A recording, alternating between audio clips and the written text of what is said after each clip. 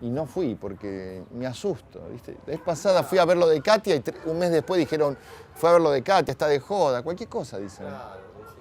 Y ahora que va a salir la película, tengo una Y no paranoia. tenés que mostrarte mucho, ¿no? ¿Qué haces? Bueno, cuando lo tengas, cuando estés tranqui ya. Sí, me acomodo en un minutito. ¿No querés tener una silla para estar vos tranquilo? ¿No te No. vas a incomodar? Me gusta. Muchos ángulos de las entrevistas son contrapicados. No, está bien, está bien. Me gusta estar acá. Si pone un poquito también. Bueno, lo que vos quieras. Por el nombre, chico. Mañana lo tenés registrado vos. ¿No? No, deja, mejor Se van a que no lucrar. lo Se van a lucrar con eso. Vos sabés que no le gustaba a nadie el nombre. No, la verdad que no. Era malísimo. Pero escuchá, ¿lo tenés registrado? Bueno, Omar, estoy listo, ¿no? Porque si vos tenés registrado el nombre, Estoy listo, Sonido. estoy grabando.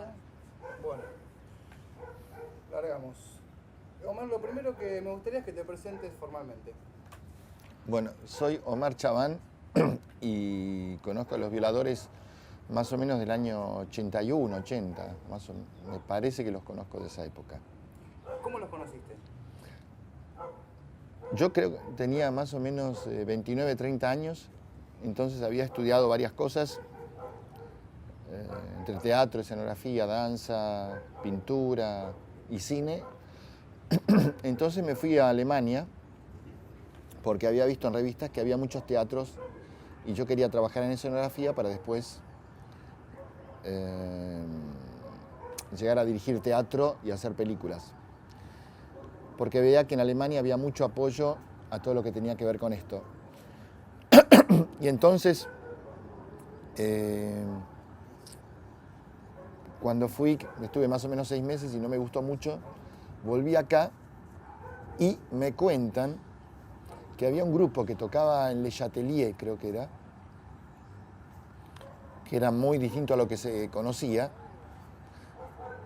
Y después yo una vez a un teatro que estaba en Florida, abajo, Teatro Buenos Aires creo que se llamaba, que era en un sótano, o no sé si sótano, pero tenías que bajar 1 o 2 niveles, pero estaba en Florida y Viamonte, creo, en una galería. Y entonces vi el espectáculo de un grupo que no sabía quién era, que resultó Violadores. Y bueno, hay que pensar que no había shows en esa época, no había lugares, era muy difícil hacer cosas.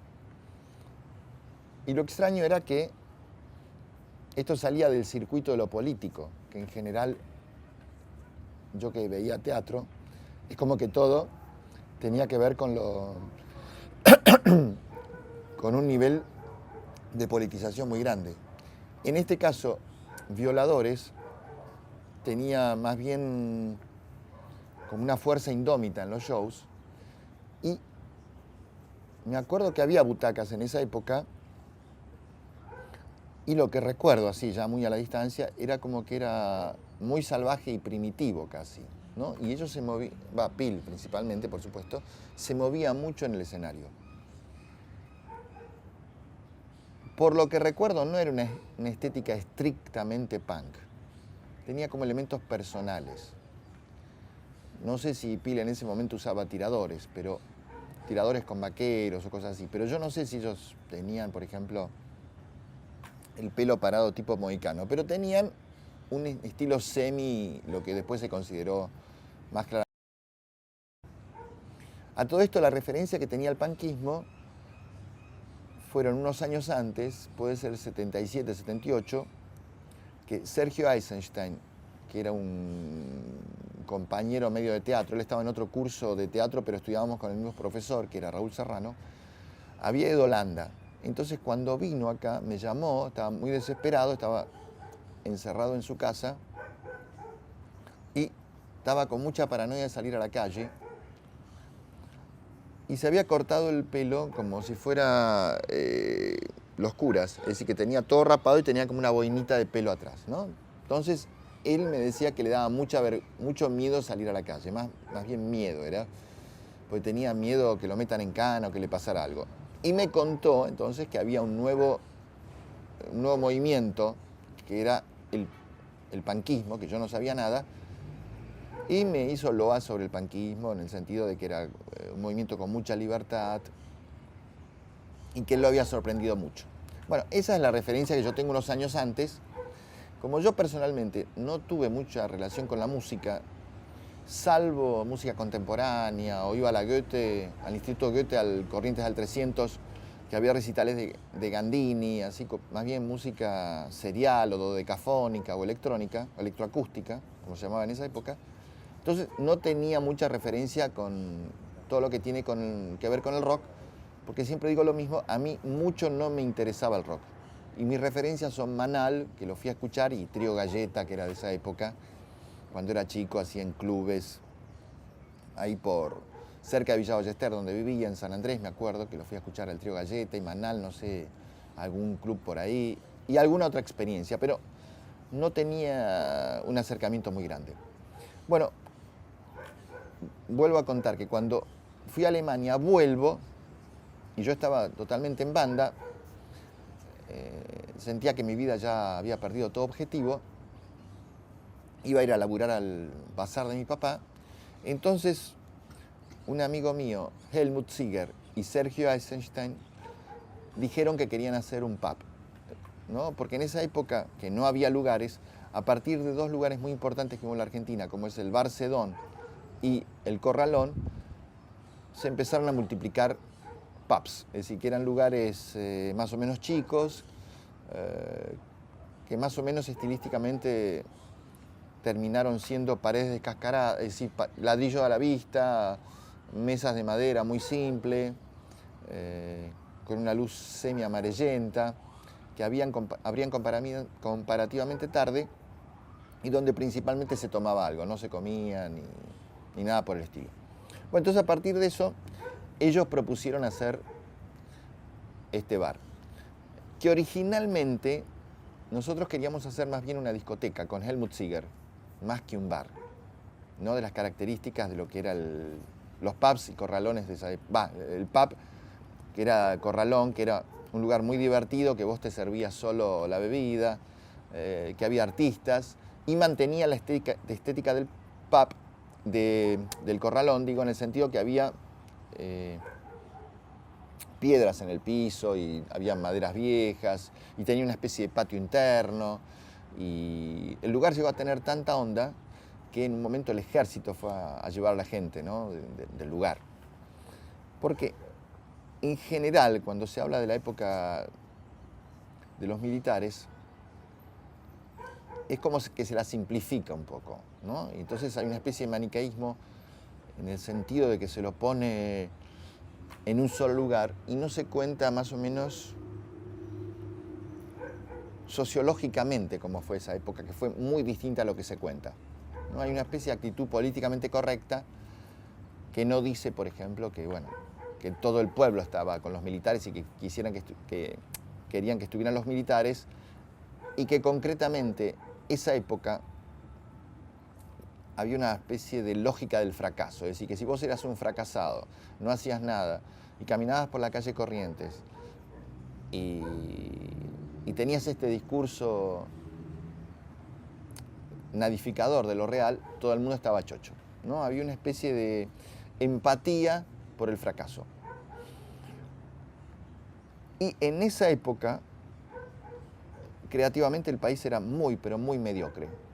Salvo en ámbitos particulares, por ejemplo la pintura, que siempre la pintura fue muy avanzada con respecto a la época, o lo que ocurría en el Teatro San Martín, o el Instituto Goethe, que siempre pasaba películas alemanas muy avanzados para la época, y distintos lugares donde podías ver películas francesas o cosas así para más o menos saber qué pasaba en el exterior. Porque te repito que eran épocas de mucha mediocridad creativa y siempre la línea era la línea política, ¿no? Es decir, en general las obras de teatro eran, por ejemplo, al final de la obra se decía la verdad, ¿no? Había dos parejas confrontándose, conflictos de pareja, y siempre se decía la verdad. Y otro tipo de obras era que siempre había en la escena un actor frustrado, ¿no? La idea esta del teatro dentro del teatro. Y parece una tontería, pero toda la estructura de todo lo que pasaba era eso. Después hubo algo muy importante que fue teatro abierto, que yo no participé, y que es muy distinta esta línea a la otra línea que se abrió, que era el o era pensado de otra manera, estaba muy disgregado, no era una cosa que fuera un movimiento conjunto. Por ejemplo, lo más importante que hubo en la década del 70 para mí fue el grupo de Elizondo, del mismo de Elizondo. Y después había distintos directores, por ejemplo Gustavo Schwartz, después estaba Ricardo Holzer, y no me acuerdo cómo se llamaba el socio, trabajaba con otro director que no me acuerdo, si me acuerdo después lo comento, y después estaba Emeterio Cerro, y no había mucho más. Y los espectáculos se hacían una vez de vez en cuando, no era una cosa que vos tenías continuidad. Y después, bueno, yo que trabajaba solo, cuando había festivales principalmente, ¿no? Siempre trabajé actualmente solo. Y después, bueno, en el Instituto Goethe hice algunas películas porque había un nucleamiento a partir del Super 8. Más o menos eso era una movida cultural. Y lo que vino muy importante en el cambio fue en New York City, ¿no? Una discoteca que yo creo que fue una especie de copia de Estudio 54, pero que en su momento fue muy importante porque primero la policía no te llevaba, es decir, si ibas a ese lugar no había redadas como en otros lugares. Segundo, empezó esta especie de discurso, movimiento histórico que sería lo gay. Antes eran putos y a partir de New York City ya empezó a ser una especie de categoría casi económica, mercantilista, como es ahora, que todo el mundo está chocho porque vienen los homosexuales a la Argentina para gastar dinero, ¿no? Una especie de juego medio perverso. Entonces, esto fue la especie de confluencia de época y ahí aparece Café Einstein, que era un lugar que estaba sobre Córdoba, casi llegando a Pueyrredón. Si vamos hacia provincia, era de mano derecha, en un primer piso, que ahora hay una sucursal del Banco Municipal, ¿no? De Capital. Un momento más. No, te ibas a cansar, porque era... Me pongo a hablar y... Tendría. Ahí estamos joya, Andrés, Hasta ver lo calzo acá. Sí, qué linda está esa cosa. Andrés, no nos mates con la sombrilla. Bueno, Omar, vamos. Entonces, seguimos. ¿para dónde era que estaba? Llegamos a, bueno, así A New York. surgió Café Einstein. Ah, bueno, en New York City, engancho otra vez, Sí. de New York City, digo, ¿no? Entonces, no había lugares, vuelvo a repetir, porque lo que estaba prohibido en la época de los militares es divertirse. Es decir, haber logrado el lugar de la diversión, o de, por ejemplo, romper la idea de lo que es un intelectual.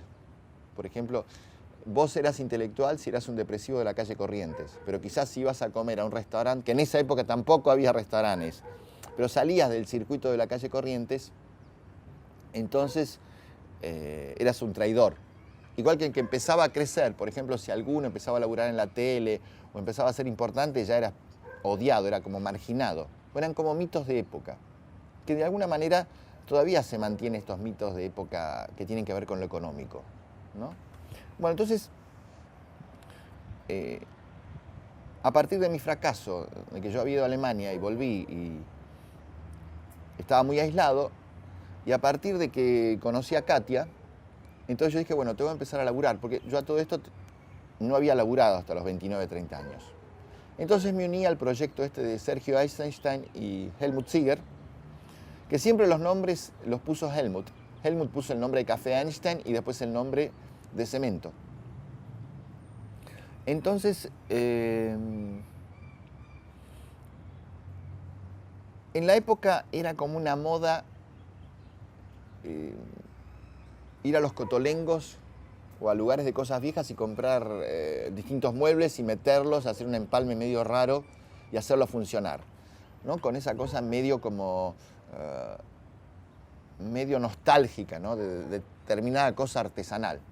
Entonces, en nuestro caso, empezamos a dar vueltas por lugares y fuimos y compramos sillas que eran del Borda. Entonces, lo raro de las sillas eran que eran todas distintas en la altura. Y eran como mogólicos. Y otra cosa muy distinta a la época, que nosotros hicimos un enchastre de color en el lugar. Pusimos colores muy vibrantes, contrariamente a esta cosa del pub de época. Y pues el lugar era muy ridículo, era en un primer piso y tenía piso de plástico. Después había quedado de una peña, parece que habían hecho ahí, unos troncos en el techo. Y eso es importante porque después Lucas se colgaba de esos troncos y se la pasaba yendo de un tronco a otro por todo el local. Y bueno, y después las mesas eran unas mesas horrorosas verdes. Después Sergio una vez vino con unos aerosoles y empezó a enchastrar las paredes. Así que una mezcolanza más bien horrorosa. Pero bueno, el hecho concreto es que vamos a inaugurar el lugar y viene alguien muy, muy, muy importante, que hay que recordarlo en todo esto que estamos hablando, es Daniel Melingo. Que yo lo había conocido a Melingo hacía muchos años, él era chiquitito, no me acuerdo qué edad tenía, quizás 16, 17, y entonces me había hecho la música para una película en Super 8 que había hecho. La cosa es que me dice que conoció un grupo muy importante, ¿no? Que era un italiano loco que se llamaba Sumo. Y a partir de Melingo y Pippo Chipolati, también me plantean que ellos querían inaugurar el lugar con, no a mí, nos plantean a los tres, por supuesto, que estaban haciendo un grupo que se llamaban Los Twist y bueno, querían inaugurar el lugar. La cosa es que estábamos en esto con todos los avatares de lo complejo de abrir un lugar y que la habilitación y todas estas cosas. Y además la zona era muy rara porque Córdoba, primero es una avenida de mierda, muy desolada por decir. Además estábamos en un lugar muy neurálgico de la ciudad. Una cosa muy extraña, que a partir de Café Einstein empezaron a abrirse lugares en lugares desopilantes. Por ejemplo, hay que recordar que hubo un lugar punk en Santa Fe y Callao, en un primer piso, en una galería que se llamaba Vinicius originalmente, y ahí fue el lugar más importante punk que hubo en la Argentina, ¿no? Es decir que fue muy extraño cómo, a pesar de las restricciones, por un lado, imaginarias, es decir, que la gente no se largaba a poner lugares. Por ejemplo, en esa época la gente de teatro no abría lugares alternativos y existía esa posibilidad. Tampoco la gente era muy impetuosa. Bueno, a partir de esta especie de mal casi, que eran los pubs, esta especie de cáncer social, por todos lados empezaron a abrirse lugares más bien chicos, en lugares nada que ver. Lo digo en el sentido nada que ver porque en esa época no estaba tan claro el problema del sonido. Es decir, que si vos haces un bochinche bárbaro y tenés un local en un departamento o en un edificio donde vive gente, vas a tener problemas de sonido, te lo van a clausurar. Bueno, cosas así que más o menos en el tiempo hubo muchos problemas con todo esto que estoy contando. Bueno, inauguramos Café Einstein con Los Twist, se llenó de gente. Hay que pensar que Los Twist marcan un rompimiento con toda la tradición del rock. Por eso yo digo que en lo personal no tengo que ver con Spinetta, con Charly García o con León Gieco, sino con esta nueva corriente que nace con Los Twist y con Sumo. Y por supuesto también con Violadores, que abren otra perspectiva que fue muy importante en el tiempo y que antes no existía en el rock nacional. Es decir, que el rock sea divertido y que no tenga esta lógica iniciática del camino, de que hay que buscar la luz, de que la verdad es interior, todo eso es roto por Los Twist. Entonces uno ahora no lo recuerda porque el rock es muy abierto, pero eran como shows divertidos y sin sentido, y se vivía el momento sin preocuparte por lo que pasaba afuera. Por eso Los Twist en un primer momento empezó a venir gente de cualquier lado, que no, por supuesto que no conocíamos, no eran los amigos originales, sino que empezó a venir gente, eran muy, muy divertidos los shows, Y era tan divertido que, por supuesto, en la segunda semana cayó la policía y llevó a todo el mundo en cana. Pero a todo el mundo. Y esto era porque era divertido. Eso era rarísimo. Bueno, además de que los shows de los Twists tenían color, eran absurdos, bueno, tenían referencias irónicas a un montón de cosas. Y no era un rock tan lineal, ¿no? En mi sentir. Bueno, después, a partir de que llevaron toda la gente, nos fundimos y empezó a funcionar cuando tocaba Sumo, ¿no? Pasa el tiempo, con todos los problemas que hubo, en el sentido de que la policía venía y te llevaba a toda la gente, venía y te llevaba a toda la gente, que empezamos a organizarnos un poco y hacer, por decirlo, distintas estrategias. Es decir, por ejemplo, nosotros íbamos durante la semana, que no venía nadie, y lo que éramos los 3 dueños más nuestras novias, comíamos en el lugar. Y siempre nos gustó este clima familiar, no tener una actitud como distanciada frente a las cosas, sino siempre una cosa amistosa. Entonces, a partir de que comíamos en el lugar, invitábamos a comer a gente. Esto significó que como no venía gente ni martes, ni miércoles, ni jueves, ni viernes y sábado, muy poca gente, empezamos a hacer ollas populares los martes. Es decir, que nosotros invitábamos a comer gratis y después conseguíamos que toquen determinados grupos de esa época gratis y ganábamos dinero con la barra, ¿no? Es decir, cobrábamos la bebida y dábamos la comida gratis. Bueno, esto es importante porque tocaron un montón de grupos, por ejemplo, Alfonso se entrega, Teléfono Rojo, y bueno, por supuesto tocaba Soda Stereo, que tocaba gratis los martes. A todo esto Soda Stereo, quizás porque era tan distinto, no tenía mucha fuerza histórica, por decir, sino que era un grupo más distinto, como en esa época eran los grupos, y no tuvo, por supuesto, no tenía resonancia que después tuvo, ¿no? Es decir, yo siempre conté que no pensé que Soda Stereo iba a ser famoso, porque me habían traído un cassette y yo ponía siempre en la casetera el tema este Jet Set, y lo poníamos como una especie de divertimento, pero nunca pensamos que iba a ser, por supuesto, lo que después fue. Y siempre, en las charlas que teníamos, así que no eran charlas profundas de sentarte a hablar con ellos, sino eran charlas así muy informales, ellos se consideraban a sí mismos como The Police, ¿no? Todo el camino que hizo The Police era la idea que ellos tenían de lo que querían hacer. Lo impresionante que lo lograron. Bueno, entonces, después, a partir de que estábamos fundidos y empezaron a abrir lugares que competían con nosotros y empezaron a tocar, por ejemplo, Sumo tocaba en un lugar que se llamaba Cero, y Cero era como más careta, iba gente más linda, entre comillas. El lugar estaba mejor ubicado porque estaba cerca de Plaza Italia. Entonces nosotros nos iba, pero muy mal, y ahí se me ocurrió que dado que en general las competencias eran por grupos de música, que nosotros teníamos una capacidad distinta a todos los otros lugares, que era hacer teatro, como hacíamos Sergio Eisenstein y yo, que era un teatro corporal. Es importante recordar que en esa época todo el criterio del teatro era muy intimista, era una especie como de ceremonia de la gente de teatro. Es decir, que eran temas que la gente de teatro entendía,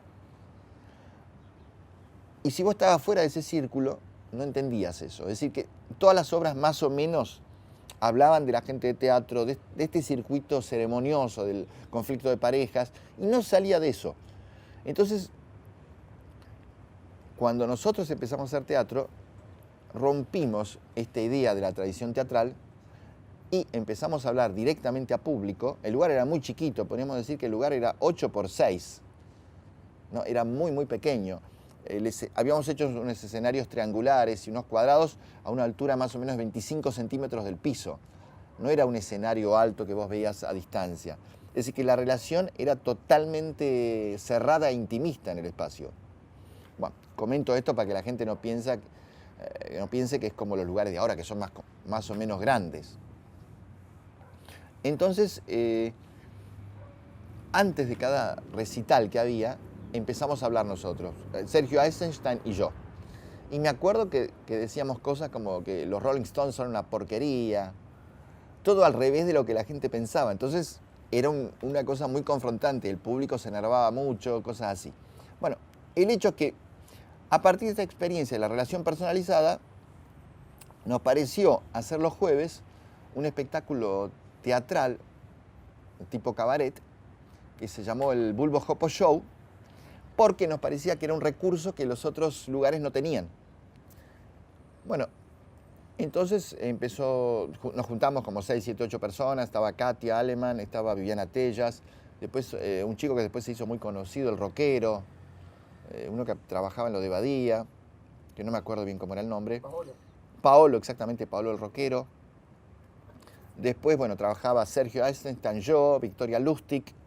Después Carlos Lorca dirigió un sketch. Trabajó Javier Suárez, y lo que era la esposa en ese momento de él. Bueno, después Geniol se adicionó más tarde. La cosa que el Bulbo Jopo Show era muy, muy, muy delirante. Trabajábamos en todo el espacio, que eso para la época era muy, muy raro. Es decir, nos subíamos a las sillas, no las sillas. Sergio rompía sillas, por ejemplo. Sergio entraba y rompía los vidrios del lugar. Por ejemplo, yo me tiraba en un momento del espectáculo por una ventana, como era un primer piso, la gente creía que yo me suicidaba y no sabía que había un balcón del otro lado. Después me ponía a caminar por las paredes, ¿no? Corría y empezaba a caminar por las paredes. Y bueno, en ese espectáculo que marcó todo un criterio de la independencia, ¿no? Yo siempre digo que la idea de independencia, que después los grupos aparecieron como Fan People y el otro yo, que tiene una actitud independiente de crear sus propias cosas, nació con este criterio de lo que no se usaba en esa época la palabra alternativo, pero Café Einstein fue un lugar alternativo en el sentido de que nosotros empezamos a vivir a partir de lo raro y lo diferente, que ese criterio no existía en otros lugares. Y además marcamos cosas que los otros no sabían, porque esto que te estoy diciendo de este trabajo teatral, más bien corporal, que no tenía sentido, que no tenía una lógica clara, que iba por cualquier lado, que no se sostenía en, ¿cómo te podría decir?, en ser un buen actor, por ejemplo, en romper la idea del espacio, en ser muy agresivo en el sentido de todos los mitos nacionales, tomarlos con sarcasmo. Y bueno, era muy distinto a lo que se veía en la época. Y además, una cosa rara para la época era que era divertido. Por supuesto, esto del cabaret es como una especie de resurgimiento epocal. Es decir, también en su momento quizás fue Gasalla, o los que trabajaban en esa época, el Gallo Cojo. ¿Cómo se llama el otro de Gasalla? Nacha Guevara, Gasalla y el rubio que está ahora con... ¿Cómo se llama? Percivale, exactamente, o Percivale, ¿no? Ellos también en una época hicieron esto, ¿no? Es decir, siempre la idea del café concert o del cabaret es como una especie de eterno retorno. Siempre hay una especie de actitud mucho más libertaria, como es la relación directa con el público, como es una actitud crítica. Siempre que hay momentos de crisis resurge siempre este tipo de trabajo, porque es muy rápido y además no solamente es espontáneo, sino que no tenés que estar encerrado en un espacio teatral. En cualquier lugar se puede transformar en este espacio de libertad creativa y crítica. Bueno, no venía nadie a ver este espectáculo, pero en un momento vino Lito Cruz y Augusto Fernández y dijeron, qué buen espectáculo, y se lo comentaron a sus alumnos. Entonces a partir de eso empezó a venir mucha gente los jueves. Y en mi cabeza siempre, cuando yo pensaba en el lugar, siempre lo pensaba confrontado con el Instituto Di Tella. Porque, quieras o no, todo este movimiento que hay y que termina siendo el 2005, 2006, 2007, 2008, o quizás para mí es el 2004, en el cual se acaba mi vida, siempre la confrontación era con el Instituto Di Tella. Y yo siempre tuve claro, no, quiero decir que nosotros nacemos en toda la movida del año 60. Eso es lo que nos marca a todos. Es decir, no solamente sexo, droga, rock and roll, sino el criterio de romper la idea de un espacio que es de una sola manera. Por ejemplo, en Café Einstein también hacíamos desfiles de moda, hacíamos muestras de pintura. Eso que ahora en cualquier lugar ves resto bar cultural. Ahora es como natural que en todos lados pasa de todo, ¿no? Con videos, con un criterio amplio cultural. Pero bueno, en esa época fue una cosa muy distinta porque era muy importante romper el Instituto Di Tella. Principalmente porque el Instituto Di Tella era un instituto, era una institución, había guita que bancaban determinadas cosas y de alguna manera los artistas dependían de algo. En vez nosotros nacemos no dependiendo de nada. Este fue el gran cambio que implicó lo que después es esta apertura tan grande que hay en Buenos Aires cultural, por la cual viene gente de todo el mundo diciendo qué extraño es Buenos Aires, principalmente culturalmente, ¿no? Y que nace ahí, porque yo siempre digo, quizá la apertura cultural hubiera existido en Buenos Aires, pero se dio de determinada manera por este alineamiento que hubo de mucha libertad creativa, porque podría haber estado el lineamiento más bien político, por ejemplo, de teatro abierto. Y nosotros culturalmente nos diferenciamos mucho de Chile, Uruguay, Paraguay, Bolivia, Brasil, Venezuela, porque el movimiento fue por ese lado. Pero nosotros podríamos haber ido por otro lado y quizás culturalmente el país sería de otra manera. Es decir, que para que hoy exista esta apertura cultural de una gran libertad creadora, es porque el movimiento vino desde esta gran apertura que abrimos nosotros, Helmut Ziegler, Sergio Eisenstein, yo, Katia Aleman y Viviana Tellas principalmente, y Carlos Lorca también, en el sentido de que no hay que sostener el sentido. Eso es lo importante, ¿no? Porque en general todo está enmarcado en sostener el sentido, por ejemplo, lo político. Y esto empezó hacia cualquier lado. Entonces, esto es el lineamiento de cemento, digamos, Café Einstein, cemento, Palladium para cultural.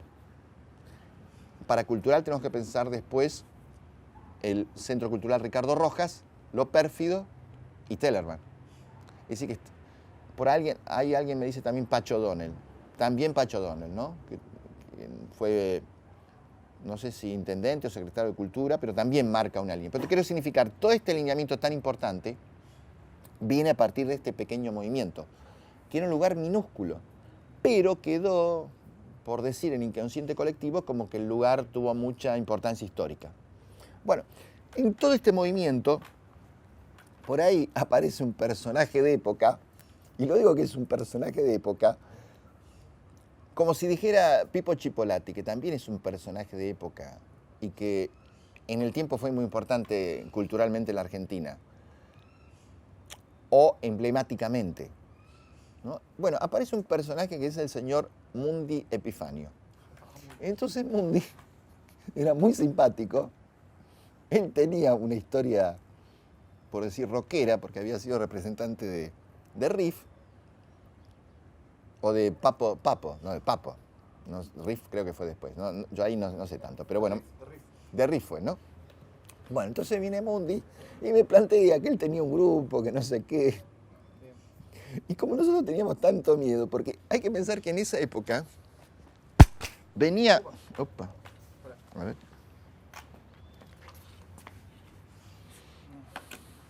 Disculpa. No.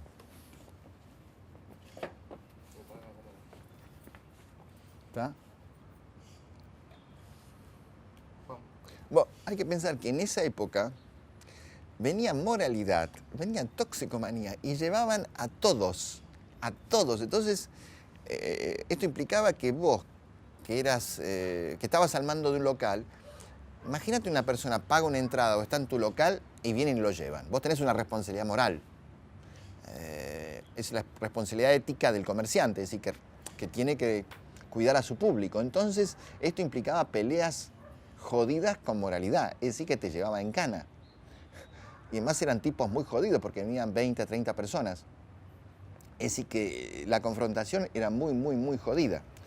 Entonces, teníamos miedo con cosas que escuchábamos. Es decir, yo no sabía particularmente, no había un movimiento punk muy grande, me contaban que había un grupo que estaba en La Plata, no tenía una resonancia muy grande, porque los grupos en general venían por otro lado. Pero viene Mundi, como te decía, siempre es una persona muy simpática y como muy amena, muy entradora, y es como curtida de lo real, ¿no? Tiene una especie de seguridad de experiencia cotidiana, y te da esa seguridad a su vez. Pues entonces nos plantea que quería que toquen Violadores. Entonces programamos 4 fechas con Violadores los domingos. Y voy a armarlo, no sé si fue así, pero más o menos puede haber sido así. Entonces hacemos la primera fecha, que a todo esto nosotros siempre que había shows, como era en un primer piso, poníamos una especie de cartelera en la calle con virome, todas distintas. Había una chica que coleccionó todos estos carteles y por supuesto Violadores vino con un afiche de fotocopia, todo era fotocopia en esa época, y volantito, que era muy fuerte para la época con contraste de negros. Bueno, eso me acuerdo que fue raro también como ellos programaron estas 4 fechas. Entonces la primera fecha, creo, fue más o menos, en el lugar había mesas y sillas, entonces ellos tocaban en el escenario, la gente estaba al lado de ellos porque no existían las vallas en esa época, y me acuerdo que lo escupían a pil. Creo que no era tanta gente, puede haber sido 20, 30, 40 personas que estaban todos en un lugar, como si te dijeran un 2x2, y lo escupían a Pil. Y Pil gritaba y se movía en el escenario. Y yo me acuerdo que era muy extraño esto, ¿no? De que este movimiento que todos saltaban, se tiraban al piso, lo escupían a él. Y era muy, muy distinto a todo lo que habíamos visto, ¿no? Y fue muy distinto también la experiencia de la primera vez que los vi, que era sobre un escenario con butacas. Repito, esto era más o menos en un 2x3, que la gente, los 15, 20 chicos que había, se movían así. Ahí sí eran típicamente punk, vestidos de negro, con las tachas, los borceguíes, y escupían así. Entonces, empezamos a pensar de que no funcionaba bien el recital que daban ellos con el lugar. Entonces ya para el segundo recital nos apiolamos, y esto es una cosa importantísima, importantísima lo que es el rock futuro. Sacamos todas las mesas y dejamos que la mucha libertad. Porque evidentemente las sillas y las mesas interferían en el movimiento. Bueno, esto fue un cambio rotundo que marca todo lo que después implica el rock, que ya la gente, a partir del año 88, empieza a ir a recitales en la cual siempre se está parado. Yo no tengo experiencia de obras. No sé si había recitales parados y sentados, pero concretamente, con esta revolución que hace Sumo, que viene del punkismo europeo, que es que ellos tocaban todas las semanas. Esto fue una revolución también, porque antes los grupos tocaban 1 o 2 veces en estadios o en obras y no tocaban todas las semanas, es decir, que no tenían una relación directa con el público semanalmente. Y el público no tenía ese deseo de viernes, sábado, domingo, lo que sea, cualquier día, ir a ver un recital, sino que era una cosa muy espaciada. No se había conformado una especie de mito experiencial del rock. Entonces, al sacar las mesas y las sillas, la gente empezó a tirarse, a revolcarse por todo el piso, se empujaban. Y otra cosa que también es una cosa rara, que la gente cree que naturalmente la gente salta y se empuja y todo esto en todos los recitales hoy en día. Y no fue así. Nació justamente con esos recitales de violadores en la cual, al haber libertad espacial y no haber nada por romper, se empezaron a empujar, saltaban entre ellos, escupían al cantante. Bueno, y ahí nace el famoso pogo, que evidentemente es una cosa que vino del exterior, pero que no tenía su expresión clara en los espacios que había en Buenos Aires. Es así que, pasado el tiempo, me acuerdo que Andrés Viñolo me planteó que teníamos que hacer el Festival del Pogo y que había que hacerlo en obras, ¿no? Es decir, que el pogo es casi una especie de ítem cultural nacional. Es decir, se hace pogo en las canchas de fútbol, se hace pogo en manifestaciones políticas, se hace pogo en encuentros también políticos, en recitales, es decir, y de otros grupos, hasta yo diría babasónicos o, por ejemplo, Redondito de Ricota, que me parece que es algo que se le adiciona a Redondito de Ricota, en espacios muy grandes, es el tema del pogo, y que nace justamente con estos recitales, con muy poca gente, los domingos en Café Einstein, con violadores. Entonces yo me acuerdo que el público era muy expresivo, pero llegaba demasiado a ellos. Entonces le digo, Pila, acá tenemos que hacer algo. No me acuerdo si lo hablé con Mundi. Digo, tenemos que hacer algo, porque no puede ser que lleguen tan cerca de ellos, entonces no se puede hacer el recital. Entonces, agarramos y pensamos en métodos de la policía para reprimir. Porque el tiempo es que yo venía de una formación muy expresiva corporalmente. Y cuando empecé a estar al frente de locales, empecé a pensar como un policía, ¿no? Porque el público siempre es jodido. Por ejemplo, en esa época, si alguien venía la policía y ya estaban fumando marihuana, te clausuraban el lugar, te cerraban, te llevaban toda la gente. Es decir, que vos lo echabas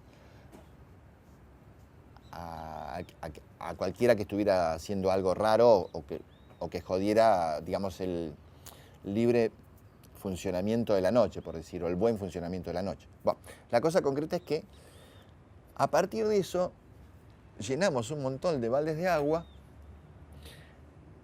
y detrás del escenario nos pusimos con una luz de 1000 watts halógena al frente para iluminar a la gente a la cara como hace la policía. Entonces cuando se ponía denso, que casi no podía andar el recital o funcionar el recital, nosotros agarrábamos y le tirábamos un par de baldazos de agua al público y lo iluminábamos con esta luz a la cara. Y entonces el público, que era especie de grandote, tonto, ¿viste? Tipo punk, bobos, empezó a decir, no puede ser esto, ¿cómo es esto? Nosotros somos punk. Pero bueno, los recitales anduvieron bárbaros porque logramos de alguna manera controlarnos con este método de baldazo de agua y luz frontal a la cara.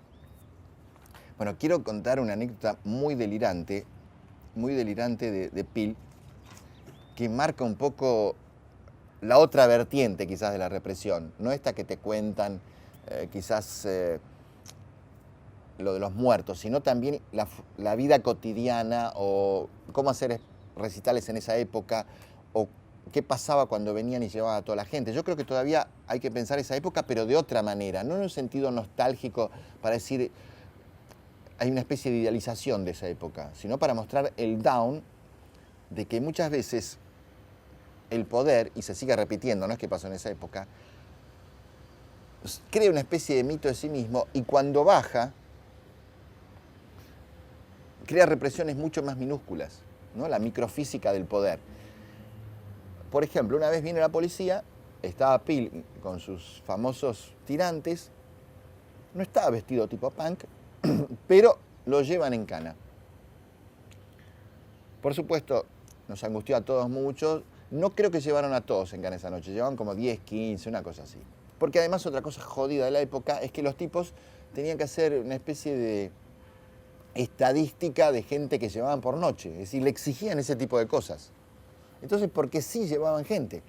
Imagínate, si vos siempre que llevan un artista uno se angustia mucho más, ¿no?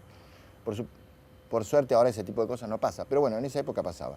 Entonces lo llevan a Pil y nos cuenta después Pil, pobrecito, que un principal, no era un policía común, cuando está en la comisaría, que creo que era en la calle, parece que está en la calle Charcas, ¿no? Creo que está en Charcas esa comisaría, estaba a 5 o 6 cuadras de donde estábamos nosotros. Entonces le dijo este principal por qué tenía los tirantes y creo que se los trató de sacar. Entonces Pil lo escupió en la cara. Quiero decirte que esto hay que tener muchas pelotas para hacerlo. Escupir en la cara a un principal en la comisaría, no en la calle. Lo escupió en la cara y este tipo le rompió a trompada los dientes. Esa es la famosa historia de por qué Pil quedó sin dientes. Bueno, por supuesto, nosotros en ese momento ya lo vimos como un acto heroico. Pensándolo así a la distancia, haber tenido las pelotas de enfrentar esa situación, la verdad, era una cosa rara. Es decir, yo nunca personalmente hice eso. Siempre fui muy respetuoso con la cana, aunque he tenido muchas confrontaciones de peleas y cosas así. Pero bueno, haber hecho eso Pil da un recuerdo, viste, muy confrontante y, te repito, de tener muchas pelotas para una cosa así, que no lo hacía cualquiera eso, porque podía pasarte cualquier cosa. No necesariamente te podían matar, podías estarte un mes en la cana o te podían llevar a devoto, es decir, podía pasar cualquier cosa. Bueno, este es más o menos el recuerdo que tengo de Café Einstein y el panquismo. Pero también esta época del panquismo implicó que después empezó a venir más gente punk y empezó a asustar al otro público. Eso también era una cosa muy jodida, es decir, que los punks en esa época te echaban al otro público. Y hubo un momento en Café Einstein, por ejemplo, cuando yo me acuerdo que estaba actuando, supongamos, en el Bulbo Hopo Show, y estaba enfrente, muy anti-feng shui, enfrente a la escalera, y yo veía que subía gente, y veía que toda la gente que subía era como de la CIDE. Es decir, que en un momento yo tengo la fantasía que en este espectáculo muy delirante que hacíamos, casi todo el público era de la CIDE, y eran policías. Así que esas... Y se dio este momento extraño, porque evidentemente la CIDE filmaba todos los lugares y los mandaban para decir, mire el boliche que quedó como boliche punk. Pero Café Einstein no fue un boliche punk, al contrario. Fue una mezcla de cosas que bueno, después significó la apertura cultural del país, ¿no? Es decir que, por ejemplo, Cemento siempre fue muy abierto estilísticamente, contrariamente a otros lugares que al comienzo eran un poco más cerrados, ¿no? Bien, Omar, vos, Ahí, Había cada público también. sí. No, yo decía el de Memphis, es el más denso. Era lo menos, porque se mamaban. Eso sí, te dejaban una barra impresionante. Que te lo dije. Sí, a fondo, a fondo. Bueno, Omar, estamos, seguimos. Yo la llamé un par de veces. Vamos con el toma. En el 6. Contame cómo se formó y bueno, así como me hablaste de Café Einstein, lo que sucedía ahí adentro y los veladores, contame ahora cómo se formó Cemento, qué sucedía ahí adentro y profundicemos en violadores que tocaron muchísimo. Buenísimo. Vamos. Bueno, de alguna manera los tiempos fueron cambiando, porque otra cosa para recordar es que el último año de los militares fue el año de más libertad en la Argentina. Nunca hubo tanta libertad en Argentina como el último año de los militares. Esto no lo dijo nadie, pero es muy interesante. Porque la gente, por ejemplo, antes, vos le decías, mirá, no jodas porque viene la cana y se asustaba. Ese año, si vos le decías a alguien, no jodas que viene la cana, te cagaba a palos, ¿no? Era una cosa, fue muy fuerte cómo la gente salvajemente fue libre en esa época, ¿no? Bueno, la cosa es que los tiempos venían cambiando y este fue un planteo de Katia, que de un mundo chiquitito, ¿no? De una verdad de cara a cara, por decir, porque siempre eran lugares chiquititos, ibas a una fiesta o ibas a lugares, pero siempre era como poca gente, eran lugares pequeños, salvo New York City, Entonces Katia planteó que tenían que venir la época de lo excelso, ¿no? Que había que tener un lugar grande, es decir, algo que implicara una relación distinta con las cosas, ¿no? Que hubiera un embeleso por lo grande, por decir, por la excelsitud. Entonces, a partir de eso, así como el primer proyecto había sido hacer una discoteca, empecé a buscar un lugar que tenía que ser un galpón, porque yo había escuchado que en el 60... Bueno, yo había pensado que un galpón, porque había escuchado que en Nueva York, un tal Schechner, creo que era, tenía un galpón, bueno, y se había escuchado en distintos lugares que en otros lugares del mundo había galpones, como lugares, discotecas. Bueno, la cosa es que busqué, con poca experiencia, galpones, que por desgracia no tenía mucha experiencia si no hubiera buscado un galpón que estuviera cerca de zona de oficinas para no tener problemas de sonido. Bueno, la cosa es que encontré este espacio en Estados Unidos y Salta, que me pareció que era grande, debe tener 1.200, 1.300 metros cuadrados, y bueno, lo alquilé, puse un escenario muy chiquito en el fondo, y dije, bueno, vamos a abrirlo. Pero ahí pensé en los problemas de sonido, que había tenido en Café Einstein problemas de sonido. Entonces, averiguamos con un ingeniero acústico y, bueno, tuvimos que hacer una doble pared, el piso tenía que estar sobre tergopol, el techo del lugar no tenía que tener contacto con el galpón exterior. Bueno, entonces hicimos toda una obra faraónica que duró casi un año, que al final terminó siendo Cemento.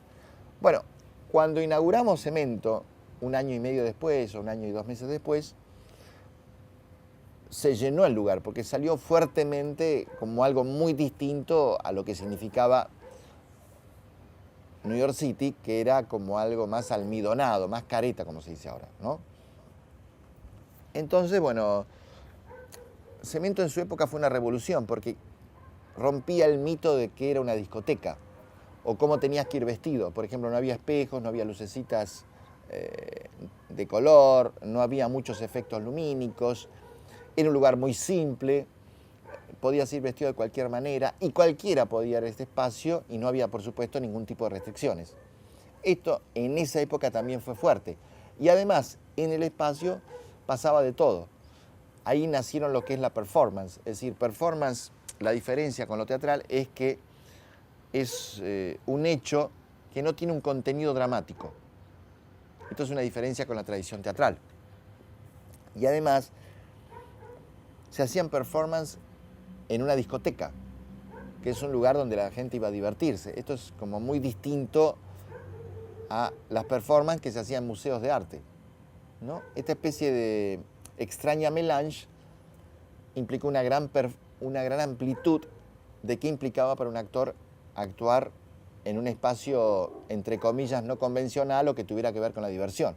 Porque esto después se fue ampliando mucho y bueno, fue una posibilidad de que mucha gente actuara en distintos espacios con distintas cosas y no tuviera que hacer toda la mediación de estudiar teatro y ensayar, sino que era una cosa mucho más espontánea, en la cual era importante la acción que uno hacía, el objeto que trabajaba, la personalidad de la gente que lo hacía, el lugar donde lo hacías, el espacio en el cual, que usabas en todo el lugar.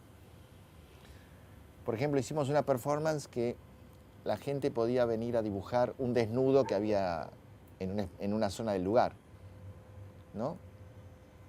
O Curopatua armó en una especie de escenario que teníamos en la parte de adelante, dado que Cemento tenía como 50 metros en la cual no se escuchaba música y después otros 50 metros que la música era más fuerte. Cohabitaba, por ejemplo, esto de que vos podías hablar, no era una música que te ensordecía, ¿no? Esto fue muy importante en el lugar, de que lo importante era comunicarse de noche, no era aislarse y estar ganado por el bochinche del lugar. Por eso Cemento siempre fue un lugar muy familiar, que era un concepto de cabeza también, ¿no? Nosotros, los que organizábamos el lugar, pensábamos que tenía que ser así. Bueno, entonces te cuento que a partir de Cemento empezaron a abrirse otro tipo de lugares. En este caso Palladium, después Paracultural. Y empezó a haber una movida distinta. Ya empezaron a haber lugares diferentes, con una relación distinta con los lugares, ¿no? Con los espacios principalmente. La cosa es que pasado año y medio, 2 años, nos fundimos, porque ya era la competencia tan grande y quizás los lugares eran mejores, que se especificaron cosas. Por ejemplo, Palladium se especificó en performance y en determinadas fiestas, y Paracultural tomó la línea de teatro, ¿no? Entonces, puede ser el año 87, 88, yo dije, vamos a empezar con grupos de música. Que a todo esto, lo único que existía,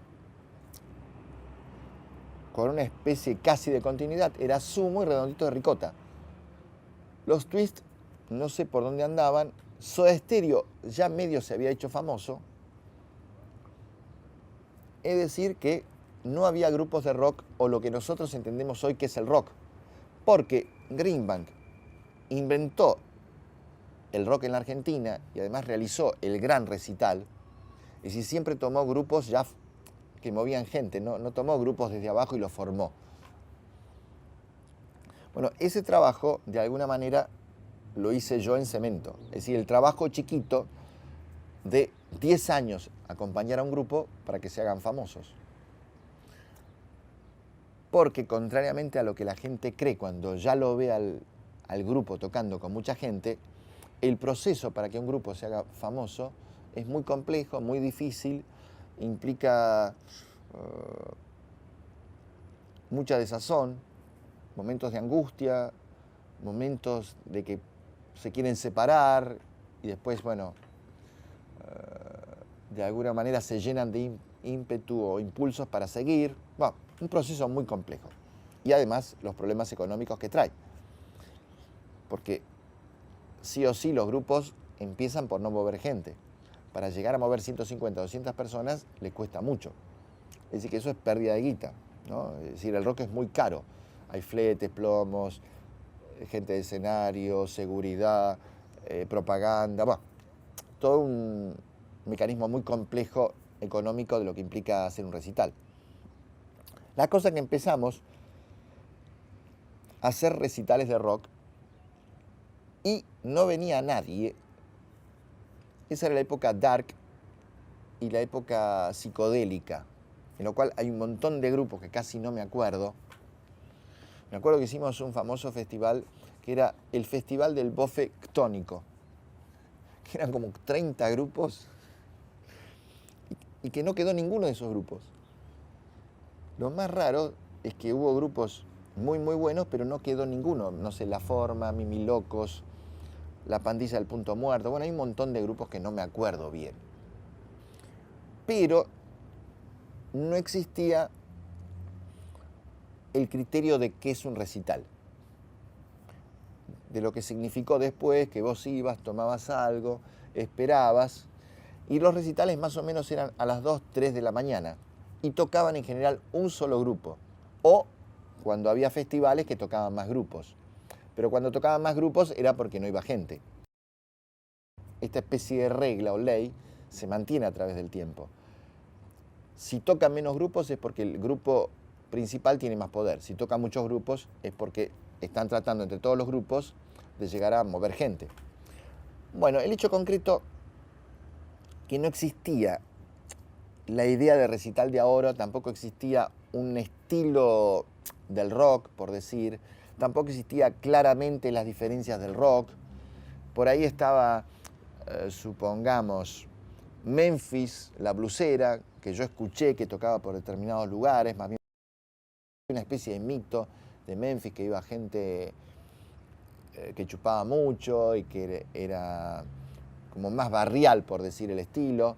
Después estaba, bueno, esta línea de Violadores, que perdimos un poco el contacto con ellos, los veía de noche, pero todavía no estaban congregados en un lugar. Pero sí me acuerdo que cuando me vino a hablar Mundi una vez, que iban a hacer un recital en Palladium, eso me acuerdo. porque Mundi me dijo si yo quería hacer la escenografía. Entonces yo le planteé que pusiéramos unas reses de vaca en todo el escenario, llenábamos de reses de vaca el escenario, y después una persona con un arco les tirara flechas con la punta prendida de fuego a las reses mientras ellos tocaban. Entonces, la carne cuando empezaba a alargar el olor me parecía divertido. Bueno, no se pudo hacer porque... Pero hicieron ese famoso recital en Palladium, porque Palladium nace para hacer recitales primero. Es decir que había algo que faltaba en esa época que era recital. Pero después no le funcionó porque no había tantos grupos. Y Redondito de Ricota, que tocó una vez en una forma muy aislada en Cemento, porque yo no quería meter grupos, me acuerdo que la primera vez metió 750 personas, ¿no? Después hace un recital en Palladium y ahí la pega. No sé si fue con la presentación de un compact o algo así. Pero era muy difuso el panorama y no estaba como cerrada la idea de que vos pagabas una entrada, veías un recital, estaba la propaganda. Rock and Pop de alguna manera hacíamos propagandas del boliche en sí, de fiestas o Cemento como un lugar divertido, una cosa así, o distinto y divertido. Bueno, la cosa es que de a poquito... Sí. Cambiamos